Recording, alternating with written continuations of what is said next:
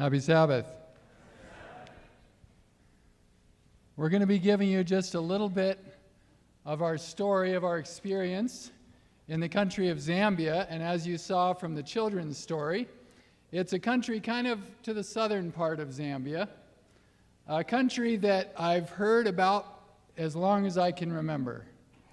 But I had never been there until 2 years ago when we saw God opening the doors and calling us to go work in Zambia.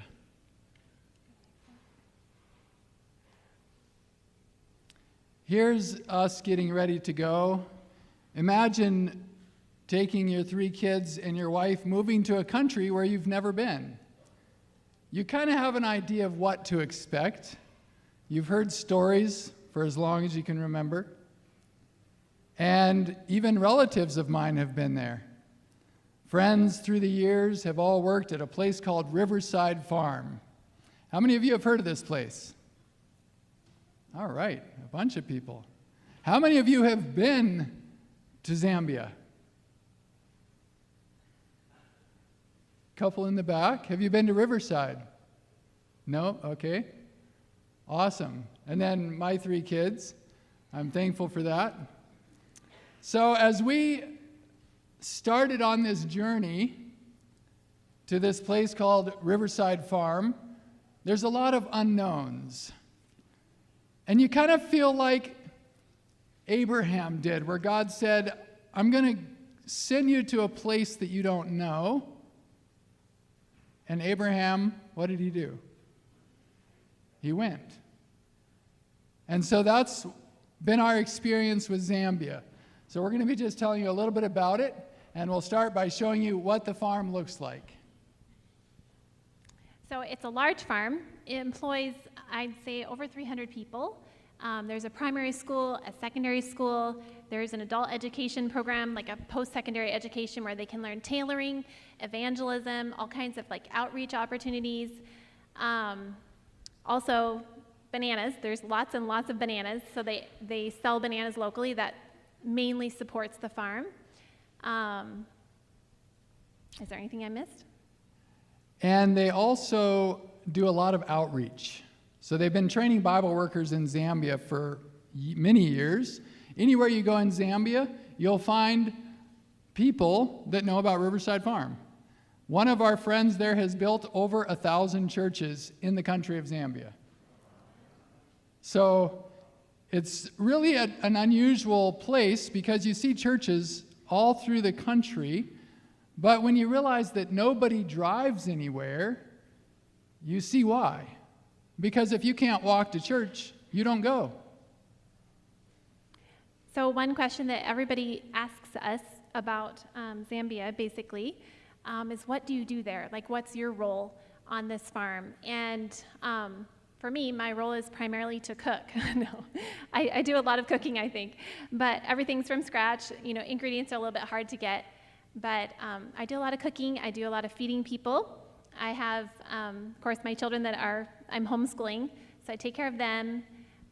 There's student missionaries that come through. We had 9 student missionaries last year, and so that's kind of a big part of our work too, is also to mentor them and to spend time with them and encourage them, and that's been very fulfilling for us. Beaver runs the wellness center there, so you can kind of see there in the background, Zoe's riding a horse in front of the wellness center. I'm not sure how that goes, but we've really enjoyed working with that. So, now, have you ever been asked to do something and felt fear? Miss Rhonda talked about this in the testimony this morning. Feeling fear because you're afraid. What are you afraid of? Rejection? Maybe that someone will say no when you want to introduce them to Jesus? Maybe a fear that you'll do something wrong. I've never run a wellness program in my life.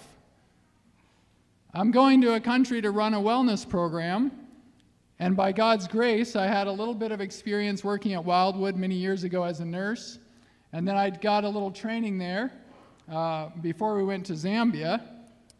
But God said that if we love Him, that He takes care of what? He cast out our fear. And so as I've gone there to work, I've been so blessed to be able to work with a great team of people there in Zambia that have made this a great experience. People that know about herbs and people that know about hydrotherapy and massage therapy. All the things that I've learned about through the years but never really put into practice because I've worked emergency room and urgent care. And most of the time in the ER, people don't come in asking for massage. They're like, I cut my hand off. Can you give me some turmeric and ginger? No, they want you to fix something big emergent, right? And so it's been really a great experience to go over and work with these dear people in Zambia and get to see people's diabetes go from blood sugar levels of 500 to normal in less than a week. Just with diet and lifestyle and herbal treatments and hydrotherapy and massage therapy. So it's been really a wonderful experience. We've had a wide variety of guests. Like, people come from all over the world, all over Africa, to come to this wellness center. And it's very interesting. Their backgrounds are very different. Some are Adventist, some are Hindu, some are Buddhist. Like, they come from so many different backgrounds, but every day we have worship with them twice. And so in the morning there's a worship, and in the evening, and there's so much sharing that goes on, and they are so open to it. They're so receptive. It's been really enjoyable. And one of the ladies that seemed the most put off by the devotion time, she just seemed really uncomfortable. Like, you read body language. I listened to this book that a friend recommended about how to read body language. And it's very fascinating. If you ever want to listen to it, it's quite fascinating. And so just watching this lady, you can see something's wrong. She's uncomfortable. And then at the end of the week, we give them opportunity to just share a testimony. And her testimony was how much she enjoyed worship time. Like, wow, that was not what I expected from this lady. Another thing that Beaver's in charge of there is bush clinics. So every week, or most weeks, sometimes more often, it depends, they take out a Land Rover that's equipped for dental work and stuff. It actually has suction. So there's a dental team that goes, and they run bush clinics, usually inside of churches that have been built. So you talked about the 1,000 churches that have been built there. And so they're small, but that's usually the space where we run the clinic and see all kinds of things. So if you ever want to experience general medical in an outpost, it's interesting. Yes, and the people are very grateful for what we're doing. Even though a lot of times we don't have the resources that we need, we're taking a box of medications and trying to teach them about some of the natural remedies and stuff. But they're very thankful, and they line up. Like one church we went to, I think 6 times in a row, the one you see up there in the top right, and every time we go, it's more people, more needs, and so many of them have so little. They can't afford $3 to get to the hospital to get a blood test or a chest x-ray. And so sometimes what we're doing when they're really sick is just giving them a little money so that they can get to, if you want to say, a higher level of care. Sometimes it's higher and sometimes it's not. And then while we're out there, as you saw the vehicle in the water, along with your medical work comes another M-E word called mechanical. You break down out in the bush sometimes, or you get stuck. And in this case, we were working in a church, and while we were working, it started raining. And it started raining harder, and it rained so hard that I couldn't hear people talking to me. So I'm literally having them yell in my ear right next to my ear so that I can hear what they're saying as we're trying to examine them and treat them and take care of them. And I knew that on the way back we were going to be having a fun trip because we had driven way out on this road where we're crossing rivers and streams and where we're crossing through some mud holes. And so we got stuck on the way back. And they loved it. They had such a good time. By God's grace, there was a bush. And I joke not, it was 2 inches in diameter. The only thing that we could tie a winch to. And miraculously, it held and pulled us out of the mud to the higher level there where we could keep driving We had to wait for an hour before we crossed the river because the water was quite deep and it took time for the river to go down. And all the student missionaries and dental team that were with us, they said that was their favorite experience of the whole year. Playing in the mud. They were like soaked. Kids. Yeah, totally soaked. But medical needs and problems don't just pop up when you decide that they're going to be there, right? So pretty much Beaver's like the farm doctor. He takes care of whatever needs come up, whether it's in the situation he's suturing somebody. The little guy down here in the right-hand corner for you guys, he actually had tuberculosis, and he's being treated for that right now. One of the other ministries that's kind of cropped up the last couple of years have been drought. And so there's been a lack of food, and there's no system if you don't have food like social service or anything like that like we have here. If there's no food, there's no food. Either your friends help you or you starve. And so a lot of mothers, and there's a lot of single mothers, there's a lot of widows, there's a lot of orphans.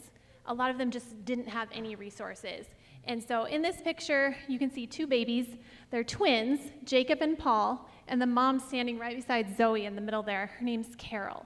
And this lady, she's amazing. Like, she's always cheerful. She has absolutely nothing. They're living in a home that's not theirs. It's being built. It's in the process of being built, right? So they have a shelter over their heads, but there's no windows, there's no doors, there's no bathroom, there's no shower. There's absolutely nothing. And when I went to see her the first time, she had like a little bit of rice for all those kids. So anyways, we've spent some time with her, and really, she's the one person who has like begged me to come eat with her. She's like, come, I will cook you a meal. Just come eat with me. And I'm just like, you have nothing. Like, I don't want to eat what I'm giving you. She's just an amazing person. But there's another mom here, Veronica, and her son, you can't see really well in this picture, but I think you can in the next one. See how his face is a bit swollen? He's got like some atrial venous malformation. We have him going to the doctor, and probably he'll have surgery for that. But he wasn't able to swallow. He really wasn't able to eat. His mom lived in the middle of nowhere. And, you know, there's the opportunities that come to you, right, that are inconvenient. You're like, oh, I don't really want to go see this person right now. But Carol told me, she's like, there's this lady. You really need to go see her. And I had a friend with me in the car, so I had somebody present, and she said, let's go. And I'm like, okay. So we loaded her up, and we stopped at a dump somewhere and picked up some guy that was going to guide us. And we start driving out into the mountains. I'm like, where are we going? Like, am I going to be able to get the car out of here? You know, it just wasn't a very good road. We kept driving and driving, and we got to Veronica's house, and we're able to get them food and help, and she's eventually moved. Anyway, I just feel like the greatest experiences generally come when I'm least expecting them. The greatest blessings and mission come when I'm just being available, when I'm willing to be inconvenienced. And so that's just one of the stories that has encouraged me in the work there. Then as you see here, this is on the farm with some of the young people from our local community that come to church. Many of these kids have very little parental involvement. It's shocking to me how little involvement some of these kids have with parents in the family. And the island was even more drastic. Some of those kids spent their whole 3.5 weeks at our campsite, and I never saw a parent involved in their life. So we try to be engaging with the kids as well as with the student missionaries, because the student missionaries have oftentimes left their family and their friends to come and to be able to work there on the farm and to be able to share Jesus with people. And you probably recognize somebody in the bottom right-hand picture. It's kind of small there. I don't know if you can zoom in on that, but that is one of your own. So Chloe Isa's in that picture. She was a student missionary with us last year, so the first year. And what a blessing they all are, beautiful young people.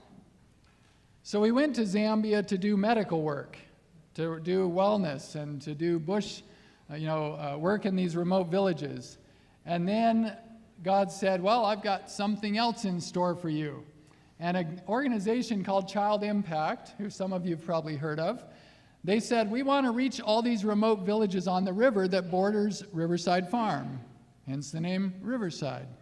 And they said, how do we reach these villages? So we were just talking about different ideas. Well, you can drive, but 4 months out of the year during rainy season you can't drive because the roads aren't passable. And then you could go by boat, but it takes a couple days by boat. Or you could go by driving and boat. To some of these villages you can't drive there, so you can only go by driving and boat. And that takes, when the roads are passable, you're looking at about 5 to 6 hours each direction for the closer villages, and some of the farther ones you're looking a bit farther. And so they said, well, what about an airplane? And being a pilot, I said, well, float planes aren't cheap. And they said, well, like how much? And I gave them a round figure somewhere between this amount and that amount, and they said, whoa, that's a lot. I said, yeah, they're not cheap.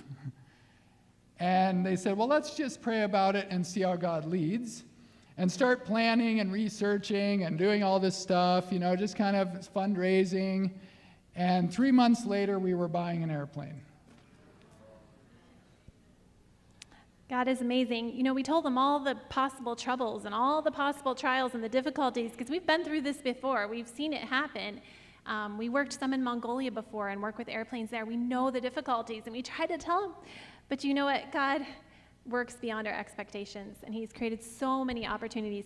This is actually in that village on the river. So this is not where I was talking about before in the children's story, but this is a village on the river there, and there's already a church this size. There is so much need. These children have no education. They have no medical resources, and there's just villages all up and down that river that are basically unreached. And so the airplane is to go there and to be able to share with them. So the first time we went, 6 days after we arrived in an unknown country, I got in a transport truck and helped drive all the way to that island in the far north that she talked about in the children's story. So this was a very challenging experience where it was very hot. People oftentimes say, oh, you're just going to Africa to get away from the snow and the cold. And I said, the opposite. I love cold. I love snow. I don't love heat. But as we're working on this island, doing medical and dental work in a very difficult place, staying in tents, cooking over wheels, and dealing with no sleep because of the drunks that were yelling all night and them mending their nets like the disciples did. They did that at night, all night, with rock and roll music playing right outside our tents. I can't say that I can sleep with rock and roll playing. I don't know how people can stand listening to it. But by God's grace, after the first week, one of our team went and said to them, could you please turn the music down? The doctor needs to sleep. I said, I'm not a doctor, but thank you. And so I got a little better sleep after that. But I kept having to remind myself that God didn't call us to be comfortable.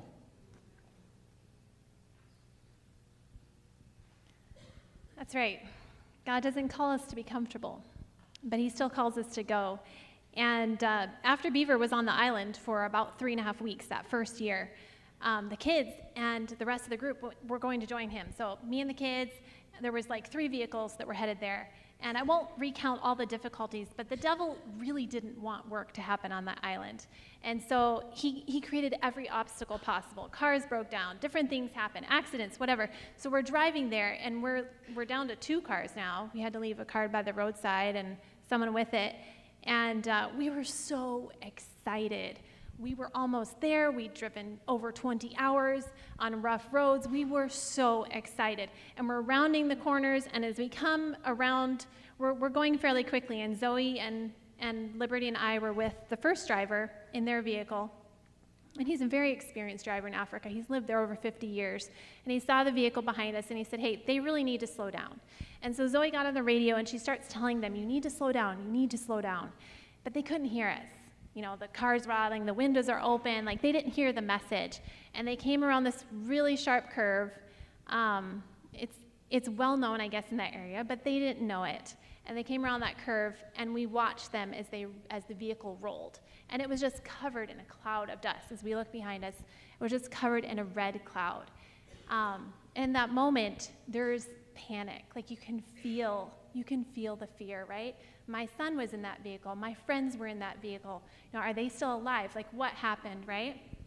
So we're trying to turn around and go back, and I'll spare you all the details. God worked miracles. to get people to the hospital. Benjamin had a concussion. There was another boy that had a small concussion as well, an injured arm, but the main problem was little Winston. He was 5 at that time, our friend's. His head was basically flayed open to the skull. And so we were able to take him to the hospital where he got no treatment. God ended up sending an airplane. He was able to get Beaver there, and we were able to get out of that situation. But it was a challenging situation where we saw God work, but there was definitely trauma, right? There was definitely fear and challenges. And we look back and we see that God worked through all of that, and he used that. But we're basically kind of using this to segue in to this is where we went back to this last year.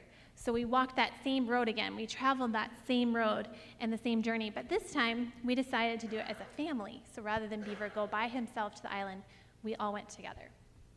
Amen. So you got to see a little bit of the experience that the children had, trying to catch kids, and the kids being very evasive. But I just turned around and saw Liberty sitting there next to the trash pit. And I was like, what is she doing?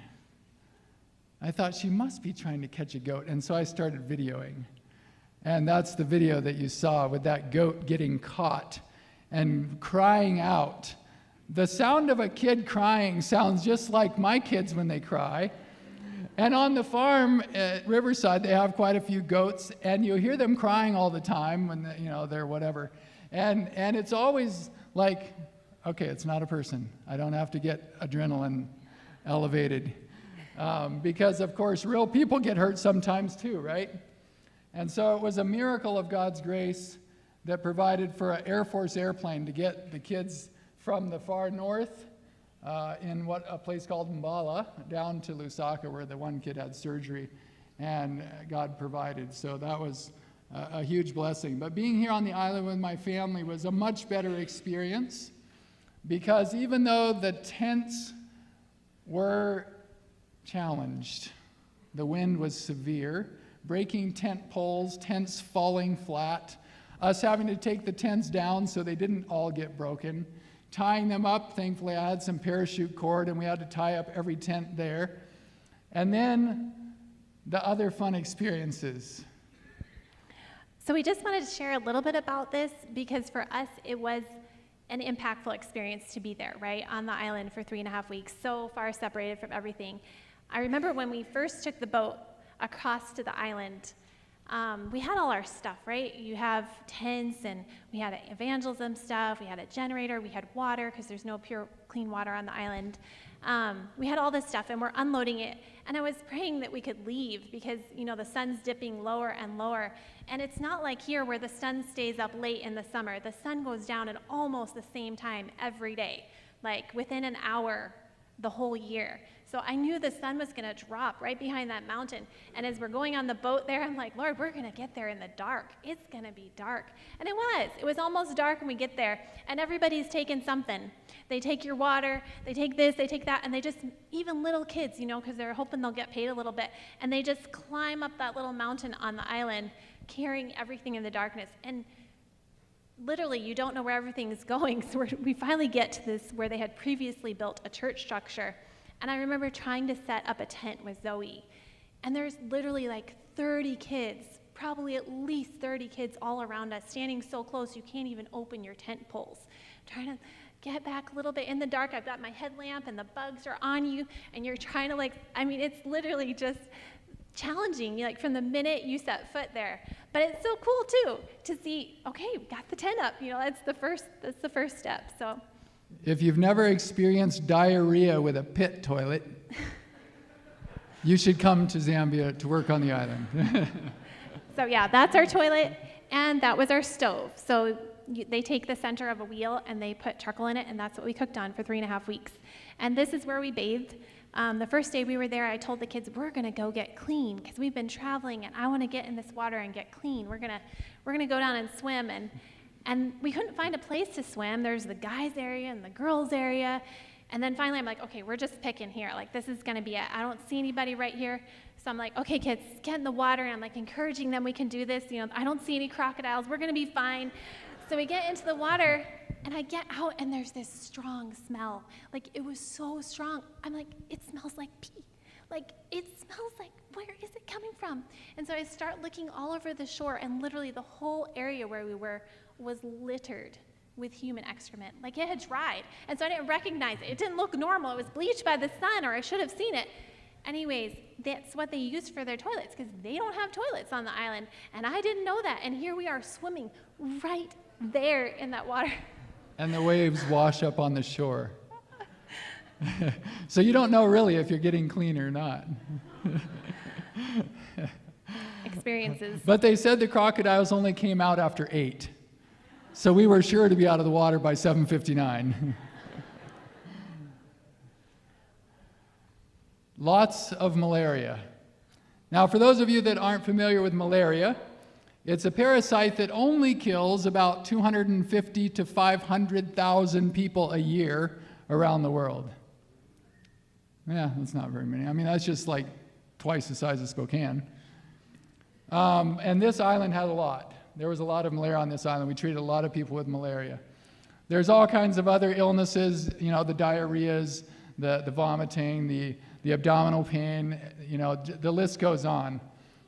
And then there was this little baby. I was sitting, taking care of the last patient of the day. Then we're going to go for a swim in the water, in the latrine. And then we were going to go and have supper, right? And I saw someone sit down out of the corner of my eye with a baby. And I looked over, and I said, that baby's got to go to the ER. Yeah, thankfully, he recognized it. And sometimes the hardest part is being available, right? Because you're constantly available. And so you try to set hours. I'm only going to see patients between this time and this time because I need time to eat, and I need time to try to go get a bath. I need time to just breathe. So the thought is you could just send him away, and they would just go. Like, if he had just said, send this child away, she would have left, and that child would have died. 100% sure. Like, this child was so sick, and we looked at each other and we're like, what are we going to do? Like, this child needs the hospital. He's and like, we said, we can't go to the hospital. There's no boat, and we can't leave because our husband's out on the lake. And if they leave, they could be accused of being unfaithful. So we pulled out everything we had. We gave him antibiotic shots. We gave him oral antibiotics. I think we gave him steroids. Steroid shots. We had an adult albuterol inhaler. The kid was in severe respiratory distress. So we literally tried to make him cry so that we could get him to breathe in that. And you know, he made it through the night, and then he made it through the next one. They never took him to the hospital, and he got better. But also, one interesting thing is he had his uvula cut out. He'd been sick for a while. So they literally took him into the town and cut out his uvula because they thought that would help make him better. Little thing that hangs down in the back of the middle of your throat. They don't do it in the hospitals there, but they were able to find someone else to do it.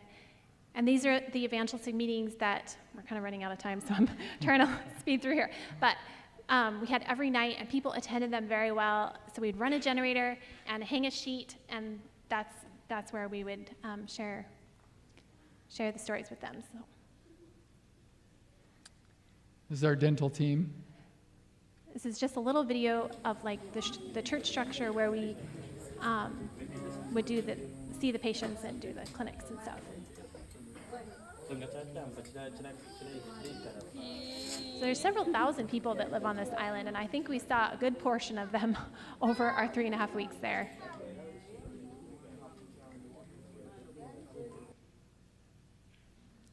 So you might think I'm excited about having a backpack. Well, I have to say I was. Because 2 days before I went to get my backpack, we were going with the student missionaries to renew their visas. So I had all my ID, my money for the trip, water filter, etc., in my backpack. And when I say all my ID, I'm including my U.S. ID. I had my driver's license, my pilot's license, my, just Social Security card, passport, everything was in there because we're going to the government where you never know what you're going to need. And I went to get my backpack out of our tent. And we had security guards from our team that were posted each night. And my backpack was gone. I'm like, my heart fell. What did I do with my backpack? I'm sure I put it right here. And as we looked around the tent, and then I start looking outside and asking around, and I realized that my backpack was gone with everything that was important in my life at that moment. And at first you're just kind of like, well, what are we going to do? We don't want to make anyone think that, we don't want to accuse anyone, right? You don't want to start accusing your team. We had about 30 people there, our student missionaries, people from the school. Of course, we weren't thinking anyone that we knew had taken it, surely not, initially. And then you start realizing, well, probably no one else would know that that's the backpack, that's where the backpack is. Nothing else was disturbed. My backpack wasn't taken. Nothing else had been touched, just that backpack was gone. So by God's grace, 2 days later, we offered a reward, and somebody returned the backpack with everything in it except the money, which was maybe only $350, but never in my life have I been somewhere where I had to have money to get off the island, and I had no money. I said, well, I could swim, but thankfully my wife had some money with her, so God took care of us, and 2 days later the backpack came back with all of my belongings that were important. Like, I'm driving a vehicle back to the farm and I've got no driver's license. You don't want to get stopped in Zambia without a driver's license and a passport. But I felt like God gave us such peace through it all. Like when we're talking with all the people there, we had to go through everyone's phone. We had to see if they had texted or sent money digitally online because they have a digital system on there. We had to see if they had talked to anyone about it. You literally start having to walk through this with everyone, and it's kind of a mental game. It changes your relationship with people that you thought you knew and that you were close with, and now something's gone. And you just start questioning all sorts of things in your mind. But it's in those situations that we really meet God, right? It's in those situations where we really can assess, are we connected to Him? Are we going to have peace throughout this? It's in those situations where we ask ourselves, am I converted or am I just committed? Saul was committed in the book of Acts, right? He was committed to doing God's work. He was killing the followers of Jesus, these infidels, these people that were doing something that he felt was wrong. It's in those times when the wind is whipping the tent so hard that you can't sleep, when Benjamin had eaten ramen for the only time and probably the whole time we've been in Zambia. And then as we're going to sleep, we hear something, what my oldest daughter used to call squalloped. And you're like, oh no. We jump out of our tent, run to the kids' tent right next to us, and the bed is covered in ramen. And the water containers are empty that we use for doing dishes and stuff because we hadn't had time to haul water from the lake the day before. It's during those times that we experience the scales falling from our eyes. It's when we realize that being committed is not enough. Do we really know the one who said, go? Do we really know the one that called us to serve? Recently, I read a book by Helen Roser. She's a doctor who went to Africa, and she experienced some things that probably none of us will ever have to face to the degree that she faced them. She was there when the revolution happened, and she went through everything. But when she first went to Africa, another missionary told her this, and the words I thought were very important. She says, if you think, he told her this when she came there, he said, if you think you have come to the mission field because you're a little better than others, or as the cream of your church, or because of your medical degree, or for the service that you can render the African church, or even for the souls that you may see saved, you will fail. Remember, the Lord has only one purpose ultimately for each one of us, and that is to make us more like Jesus. He is interested in your relationship with himself. Let him take you and hold you as he will, and all the rest will take its rightful place. It should take you and mold you as he will, and all the rest will take its rightful place. As we look briefly at the story of Saul in Acts chapter 9, we see that he was very committed. He was going to other cities around the area and seeking to root out this heresy. But in his mind, as he had seen Stephen stoned, he was convicted. He was convicted that there was something about this man. There was truth in this man. And as he went to Damascus, he saw this bright light shining around him. And as he fell to the earth, he heard a voice from heaven saying, "Saul, Saul, why do you persecute me?" And he said, "Who are you, Lord?"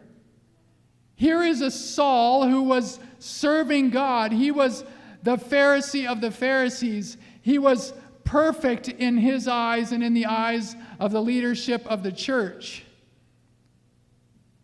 But he didn't know who the Lord was. The Lord said, "I am Jesus, whom you persecute.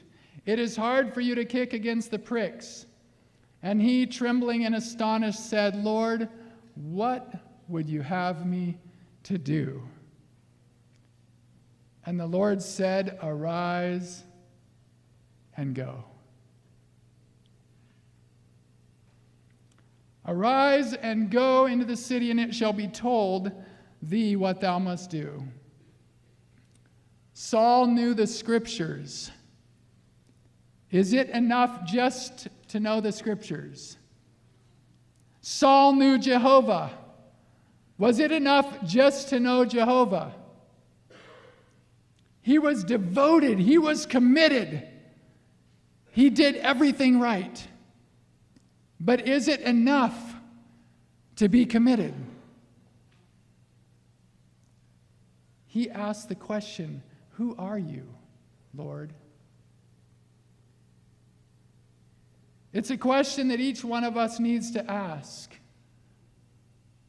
Because God has called each one of us, not just Saul, not just Beaver and Rebecca, but God has called each of us. And he said, "I have a work for you to do." It's not enough to know the Bible. We can't sit at home and read stories and watch other people work. God said, "Arise and go." Did he call all of us to Africa? Clearly not. If he did, we wouldn't be here today. Did he call all of us to Sandpoint? Most of us here are working in Sandpoint. He doesn't call us all to do the same or to work in the same way, but all of us have been called. All of us have the same commission that when we're converted, we arise and go. The prayers of Saul as he spent those days in darkness were not in vain. The inmost thoughts and emotions of his heart were transformed by divine grace, and his nobler faculties were brought into harmony with the eternal purposes of God. Christ and his righteousness became to Saul more than the whole world. Acts of the Apostles, page 120. We all have to have an experience with Jesus for ourselves. It can't be someone else's experience. Saul saw Stephen's experience, but that wasn't what changed him. It was God intervening directly in his life.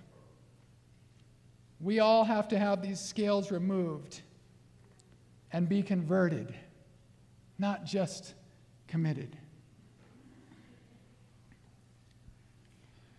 that first year when we headed to the island, we had a song, and probably many of you know these verses in song, but that was kind of our theme song. That was our, like, what we were going to share with everyone. And I just want to read with you those first couple of verses. For God, who commanded the light to shine out of darkness, has shined in our hearts to give the light of the knowledge of the glory of God in the face of Jesus Christ. But we have this treasure. What is the treasure? The treasure is Jesus, right? We have this treasure in earthen vessels. We are the earthen vessel. We are simply jars of clay. We can be broken. We can be ruined, but God can mend us. He can take that clay. He can patch us up, and then he puts treasure inside of us, right? He fills that simple earthen vessel, and then you can pour out of that vessel to others. And you have to have that connection with Jesus. You have to have that relationship so that Jesus can keep filling you, because otherwise, what are you going to pour from? You need that treasure. We are just that empty vessel until he fills us. And as he fills us, we're reminded that it's so that his excellency, his power may be shown. Not ours, not our pitiful broken vessels, but that the excellency of God may be shown. It says, we are troubled on every side, yet not distressed. We are perplexed, but not in despair. Persecuted, but not forsaken. Cast down, but not destroyed. Many of you have talked about difficulties. I know difficulties that many of you are experiencing. It's not only in the mission field that there are difficulties, right? It's everywhere. And God uses these experiences to grow us and to change us and to help us to be more like him, to focus on him. He said in 2 Corinthians 4, verse 17, for our light affliction, which is but for a moment, worketh for us a far more exceeding and eternal weight of glory. Amen. While we look not at the things which are seen, but at the things which are not seen. For the things which are seen are temporal. That means they're passing. But the things which are not seen are eternal. Praise God. God wants to make us vessels that he can use to share his love and his light with those around us. Sometimes God comes to us like he did to Saul in extreme ways, where he speaks to us himself. But many times, most of the time, he uses us. He uses friends and family. He uses people in our lives, just like he used Ananias when dealing with Saul after his conversion. He used people in the church to go to Saul, the one who had come to kill them. He used people in the church to go and to introduce him to the work that God had for him. That's the beauty of God's calling for us. Let us not be fearful when God says, be inconvenienced for me.